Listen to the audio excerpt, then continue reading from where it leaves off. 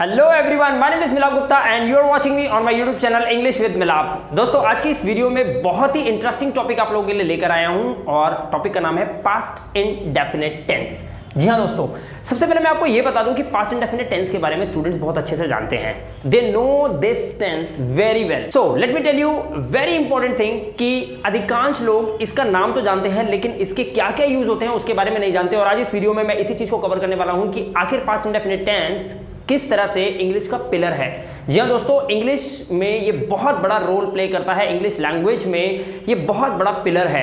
अगर आपने इस पिलर को पकड़ लिया, कहने का मतलब है आज इस वीडियो को ढंग से समझ लिया, तो यकीन मानना दोस्तों, आप रिपोर्ट में और जितने भी आपके क्वेश्चन पेपर के अंदर आने वाले क्वेश्चंस होते हैं उन सबका आंसर बहुत इजीली और बहुत इत्मीनान से दे पाओगे। अब ऐसा क्या बताने वाला हूं मैं इस वीडियो के अंदर, तो वीडियो को शुरू करते हैं और मैं आपको बताता हूं ये इतना इंपॉर्टेंट क्यों है।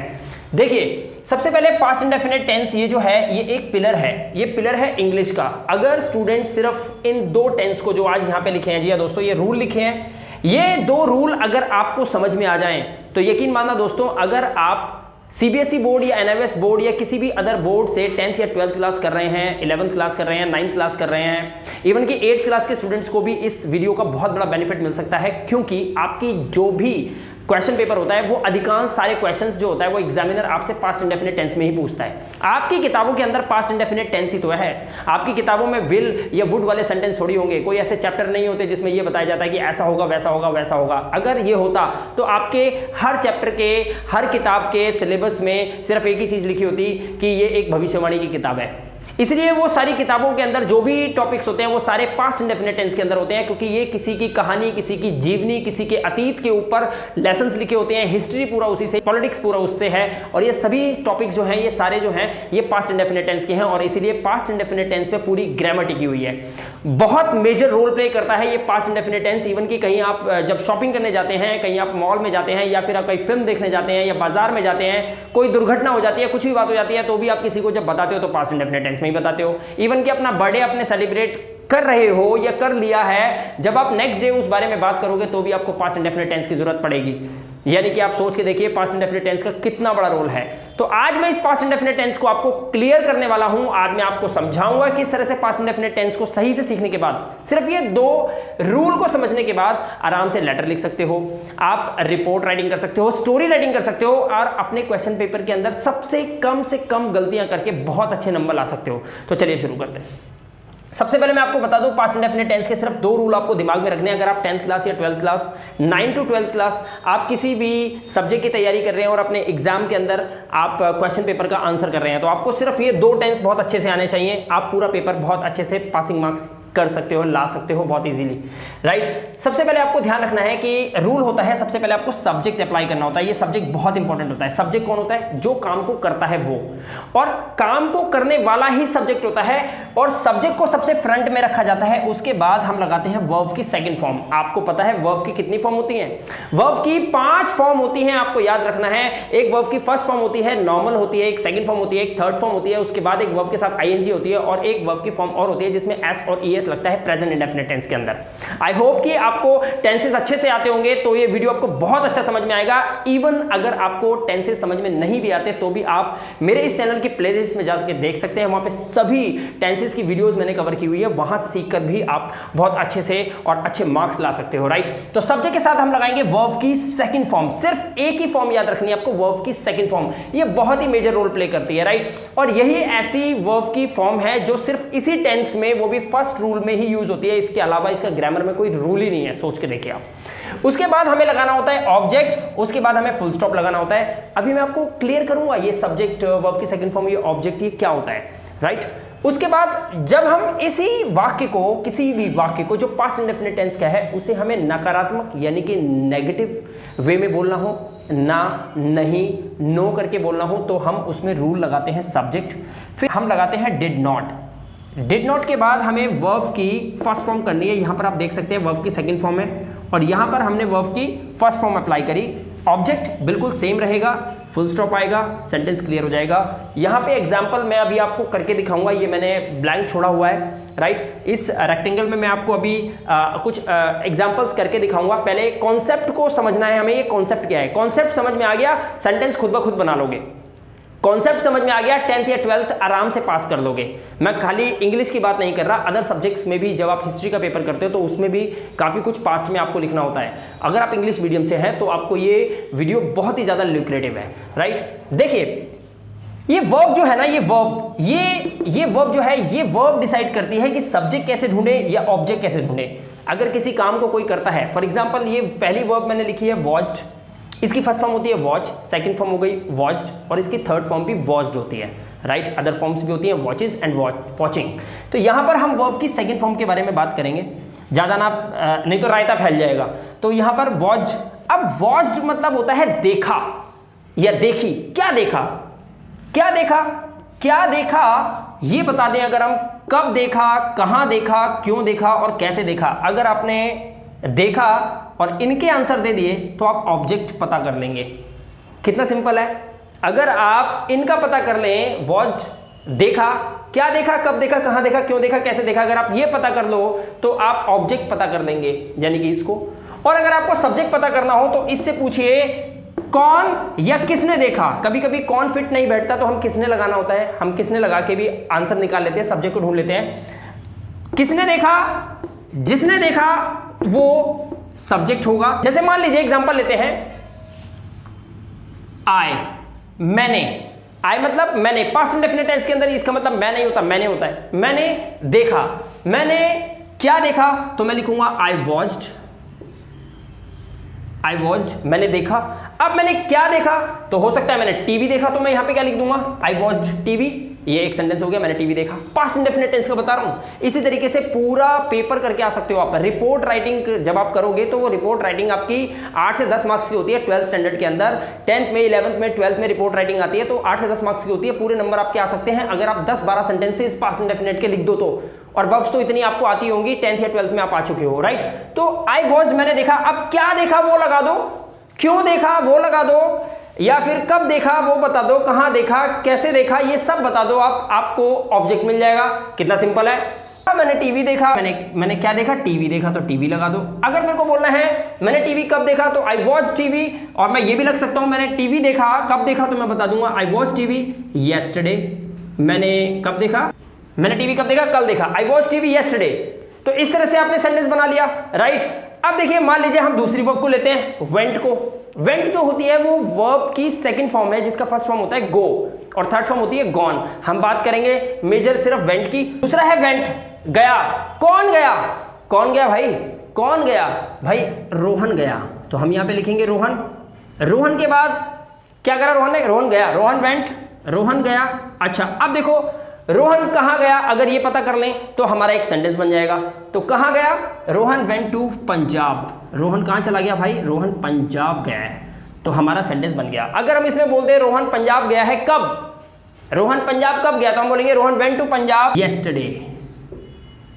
और भी कई वर्ड्स हैं पास्ट को रेफर करते हैं, वो लगा सकते हो आप इसके अंदर, ठीक है। आप लगा सकते हो Rohan went to Punjab day before yesterday, या Rohan went to Punjab on Sunday, Sunday को गया, इस तरह से लगा सकते हो आप।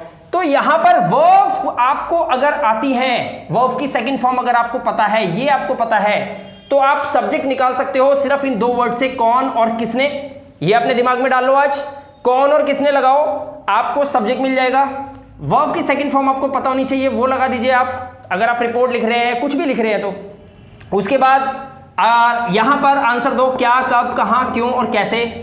अगर आप ये पता कर लें तो आपका ऑब्जेक्ट निकल के आ जाएगा, सेंटेंस बिल्कुल क्लियर हो जाएगा। मान लीजिए हम लिखते हैं ऑर्गेनाइज किया, चलो हम ये वाला ले लेते हैं रोट। रोट जो है ये राइट की सेकंड फॉर्म है। राइट मतलब होता है लिखना, जैसे मैंने कुछ लिखा, अभी मैंने कुछ लिखा था ना, तो राइट की सेकंड फॉर्म क्या होती है, रोट होती है। चलो इसको ले लेते हैं। अगर अब इसको लेते हैं तो हम क्या बनाएंगे, जैसे मैं लिख दूं कि ही रोट, उसने क्या करा, उसने लिखा। भाई उसने लिखा, क्या लिखा उसने, he wrote a letter, he wrote a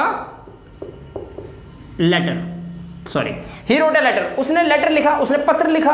अच्छा उसने पत्र क्यों लिखा, तो लिखे, उसका आंसर दे सकते हैं हम, क्यों लिखा। तो इसमें आप क्या बताओगे, क्यों में कारण बता दोगे आप, रीजन बता दोगे। इनके बारे में पूरे डिस्क्रिप्शन से एक बहुत जल्द वीडियो बनाने वाला हूं मैं, और वो वीडियो आने वाले दिनों में आने वाली है। आप अगर इस चैनल पे नए हैं ना तो तुरंत इसको सब्सक्राइब जरूर कीजिएगा, क्योंकि ऐसी ल्यूक्रेटिव वीडियो, इंटरेस्टिंग वीडियोस मैं आप लोगों के लिए बार बार लेकर आ रहा हूं। और मैंने कहा ना, मैं आपको इंग्लिश सिखाकर छोड़ूंगा। तो हमने क्या करा, ही रोट अ लेटर, उसने एक पत्र लिखा। अब हम यहाँ पे बोले कब लिखा, अगर हमें ये बताना है कब लिखा तो हम लिखेंगे he wrote a letter on Sunday, उसने संडे को एक पत्र लिखा। अच्छा, अगर हमें ये बोलना हो उसने पत्र किसको लिखा तो हम लिखेंगे he wrote a letter on Sunday to Amit, हम ऐसा लिख सकते हैं, उसने अमित को लिखा।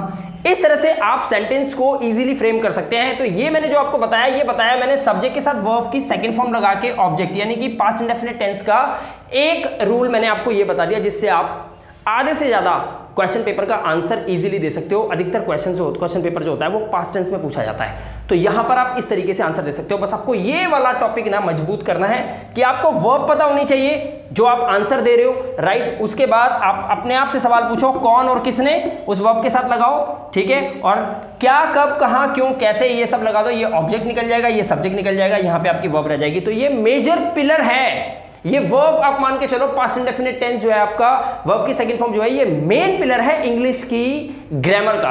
अगर सिर्फ किसी बच्चे को ये टेंस आता हो तो क्या सर वो पास हो जाएगा? क्या सर उसके फुल मार्क्स आ सकते हैं? क्या सर वो कम से कम इंग्लिश के पेपर में बहुत अच्छे नंबर लेके आ सकता है, 50+ मार्क्स लेके आ सकता है? ऑफ कोर्स लेके आ सकता है, अगर आपको सिर्फ पास्ट इंडेफिनिट टेंस आता हो तो। सिर्फ एक टेंस की बात कर रहा हूं मैं। तो ये इसीलिए मैंने वीडियो बनाया ताकि आने वाले इस अप्रैल एग्जाम के अंदर आप लोग अपने इंग्लिश के अंदर कम से कम पासिंग मार्क्स तो इजीली लेके आ सकते हो, अगर आपने ये वीडियो पूरा सही से समझ लिया तो।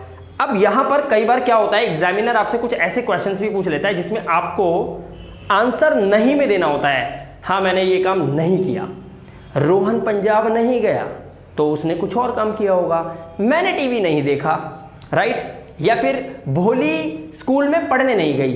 तो इस तरह के सेंटेंस अगर आपको बनाने हैं तो आपको क्या करना है, तो आपको डिड नॉट लगा के वर्ब को फर्स्ट फॉर्म में ही रखना है। और अधिकतर फर्स्ट फॉर्म तो बच्चे को याद ही होती है, सेकंड फॉर्म में उसको इश्यूज आते हैं बहुत सारे, राइट। तो यहां पर आप ऐसा कर सकते हो।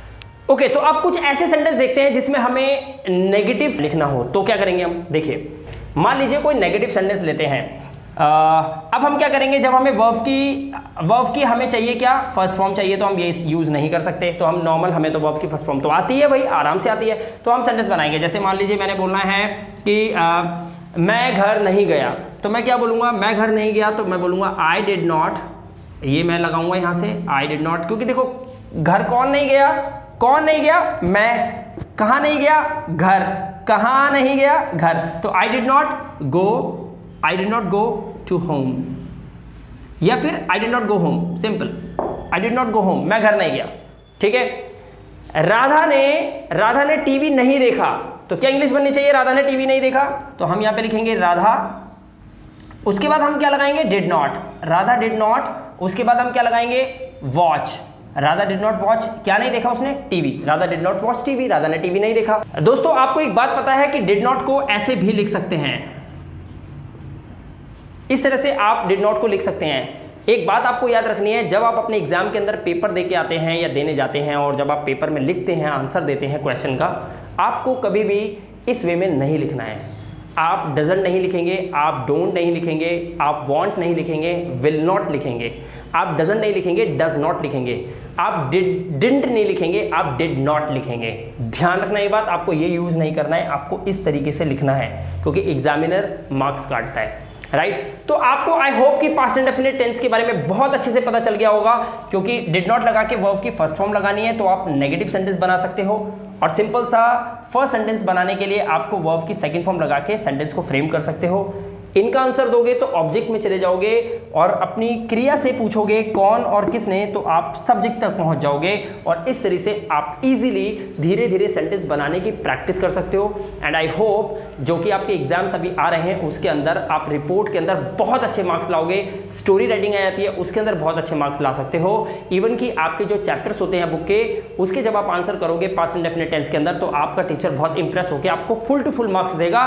एटलीस्ट ये तो कहेगा ही कि बच्चे ने बहुत अच्छा प्रयास किया है और उस प्रयास पे ही खुश होगे ना, वो आपको ज्यादा से ज्यादा मार्क्स देने की कोशिश करेगा। ध्यान रखना, इंप्रेशन जो होता है ना वो बहुत जबरदस्त पड़ेगा, राइट। तो आई होप कि आपको ये वीडियो बहुत अच्छी लगी होगी, पास्ट इंडेफिनिट टेंस आपका बिल्कुल क्लियर हो गया होगा, राइट। मैं अभी आने वाले टाइम में बहुत सारी वीडियोस लेके आने वाला हूं जो आपके आर्टिकल पे किस तरह से आर्टिकल लिखा जाता है, यानी कि प्रेजेंट टेंस को कैसे कवर अप किया जाता है, प्रेजेंट इंडेफिनिट टेंस को, वर्ब की अदर फॉर्म्स को किस तरह से आप यूज कर सकते हैं ताकि आप पूरे के पूरे मार्क्स लेके आओ अपने इंग्लिश के पेपर में और बाकी के सब्जेक्ट्स के अंदर भी। बहुत जल्द मिलूंगा आपसे अगली वीडियो में, तब तक के लिए अपना ध्यान रखिए, सुरक्षित रहिए।